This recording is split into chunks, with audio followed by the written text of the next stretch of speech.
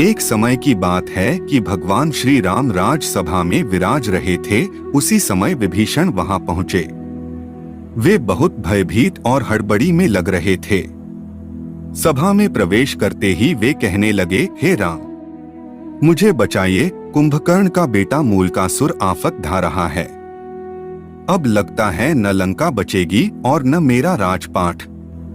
भगवान श्री राम द्वारा ढांढस बंधाए जाने और पूरी बात बताए जाने पर विभीषण ने बताया कि कुंभकर्ण का एक बेटा मूल नक्षत्र में पैदा हुआ था, इसलिए उसका नाम मूलकासुर रखा गया है। इसे अशुभ जानकर कुंभकर्ण ने जंगल में फिंकवा दिया था। जंगल में मधुमक्खियों ने मूलकासुर को पाल लिया। मूलकासुर बड़ा हुआ तो उसने कठोर तपस्या करके ब्रह्मा जी को प्रसन्न कर लिया। अब उनके दिए वर और बल के घमंड में भयानक उत्पात मचा रखा है। जब जंगल में उसे पता चला कि आपने उसके खानदान का सफाया कर लंका जीत ली और राजपाट मुझे सौंप दिया है, वह तब से भन्नाया हुआ है।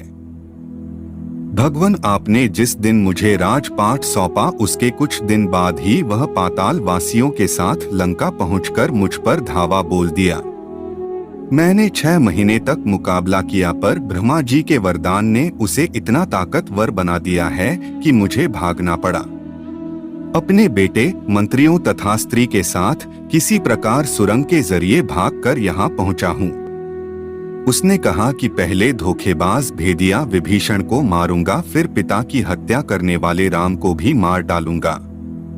वह आपके पास भी आता ही होगा। समय कम है, लंका और अयोध्या दोनों खतरे में हैं। जो उचित समझते हो तुरंत कीजिए। भक्त की पुकार सुन श्री राम जी हनुमान तथा लक्ष्मण सहित सेना को तैयार कर पुष्पक यान पर चढ़ झट लंका की ओर चल पड़े। मूलकासुर को श्री रामचंद्र के आने की बात मालूम हुई। वह भी सेना लेकर लड़ने के लिए लंका के बाहर आ डटा। भयानक युद्ध छिड़ गया और 7 दिनों तक घोर युद्ध होता रहा। मूलकासुर भगवान श्री राम की सेना पर अकेले ही भारी पड़ रहा था। अयोध्या से सुमंत्र आदि सभी मंत्री भी आ पहुंचे। हनुमान जी भी संजीवनी लाकर वानरों, भालुओं तथा मानुषी सेना को जिलाते जा रहे थे। सब कुछ होते हुए भी पर युद्ध का नतीजा उनके पक्ष में जाता नहीं दिख रहा था। अंततः भगवान चिंता में थे। विभीषण ने बताया कि रोजाना मूलकासुर तंत्र साधना करने गुप्त गुफा में जाता है।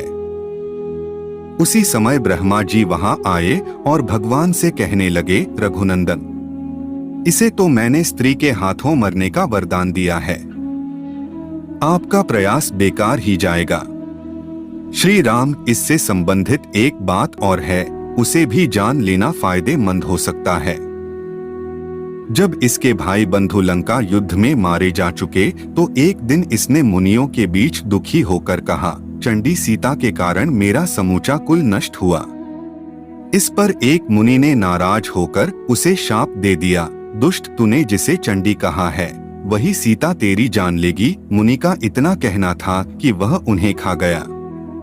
यह देखकर बाकी मुनि उसके डर से चुपचाप खिसक गए। तो हे राम, अब कोई दूसरा उपाय नहीं है। अब तो केवल सीता ही इसका वध कर सकती हैं। आप उन्हें यहाँ बुलाकर इसका वध करवाइए। इतना कहकर ब्रह्मा जी चले गए। भगवान श्री राम ने हनुमान जी और गरुड़ को तुरंत पुष्पक विमान से सीता जी को लाने भेजा। सीता देवी देवताओं की मन्नत मनाती, तुलसी, शिव प्रतिमा, पीपल आदि के फेरे लगाती, ब्राह्मणों से पाठ रुद्रीय का जप कराती, दुर्गा जी की पूजा करती कि विजय श्री राम शीघ्र लौटें। तभी गरुड़ और हनुमान जी उनके पास पहुँचे और राम जी का संदेश सुनाया। पति के संदेश को सुनकर सीता तुरंत चल दी। भगवान श्री राम ने उन्हें मूलकासुर के बारे में सारा कुछ बताया। फिर तो भगवती सीता को गुस्सा आ गया। उनके शरीर से एक दूसरी तामसी शक्ति निकल पड़ी। उसका स्वर बड़ा भयानक था। यह छाया सीता चंडी के वेश में लंका की ओर बढ़ चली। इधर श्री राम ने वानर सेना को इशारा किया कि मूलकासुर जो तांत्रिक क्रियाएं कर रहा है उसको उसकी गुप्त गुफा में जाकर तहस नहस करें। वानर गुफा के भीतर पहुंचकर उत्पात मचाने लगे तो मूलकासुर दांत किटकिटाता हुआ सब छोड़ छाड़कर वानर सेना के पीछे दौड़ा। हड़बड़ी में उसका मुकुट गिर पड़ा। फिर भी भागता हुआ वह युद्ध के मैदान में आ गया। युद्ध के मैदान में छाया सीता को देखकर मूलकासुर गरजा, तू कौन? अभी भाग जा, मैं औरतों पर मर्दानगी नहीं दिखाता। छाया सीता ने भी भीषण आवाज करते हुए कहा, मैं तुम्हारी मौतचंडी हूँ। तूने मेरा पक्ष लेने वाले मुनियों और ब्राह्मणों को खा डाला था, अब मैं तुम्हें मारकर उसका बदला चुकाऊंगी। इतना कहकर छाया सीता ने मूलकासुर पर 5 बाण चलाए। मूलकासुर ने भी जवाब में बाण चलाए। कुछ देर तक घोर युद्ध हुआ पर अंत में चंडिकास्त्र चलाकर छाया सीता ने मूलकासुर का सिर उड़ा दिया। वह लंका के दरवाजे पर जा गिरा। राक्षस हाहाकार करते हुए इधर उधर भाग खड़े हुए। छाया सीता लौटकर सीता के शरीर में प्रवेश कर गई। मूलकासुर से दुखी लंका की जनता ने मां सीता की जय जयकार की और विभीषण ने उन्हें धन्यवाद दिया।